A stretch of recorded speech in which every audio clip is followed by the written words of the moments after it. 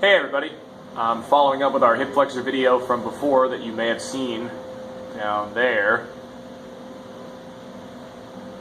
with a hamstring flexibility video, which is pretty simple, straightforward, and easy to manage.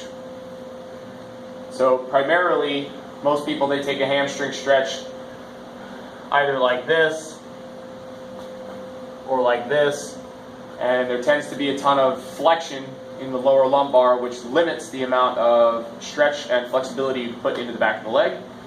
And I like to eliminate that by blocking the foot and tasking the calf to stay in a stretch position, which completely changes the entire dynamic of your posterior chain.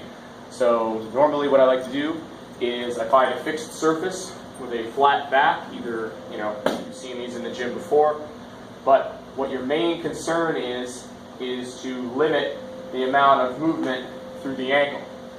So what I attempt to do here is nice and straight position. I square my hips.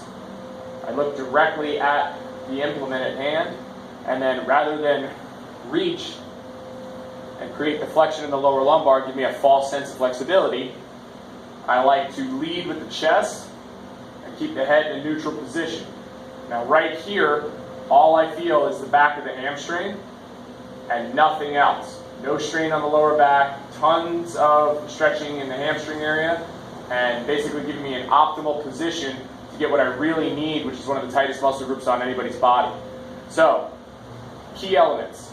Posture first, flex foot, lead with the chest. This right now, to me, is like a 6 out of 10 on a flexibility scale.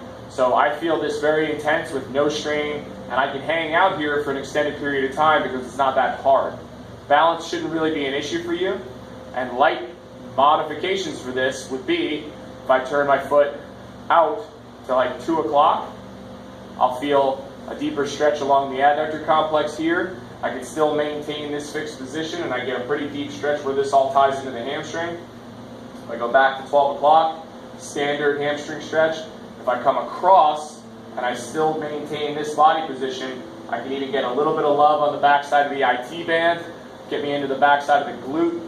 There's a lot of variations here. So you can go 12 o'clock, 2 o'clock, 10 o'clock, and then the final variation, you can take minor modifications of a knee bend and try to hit the really high attachments near the glute minimus and just play with it. Taller people can benefit from this. Office people can benefit from this.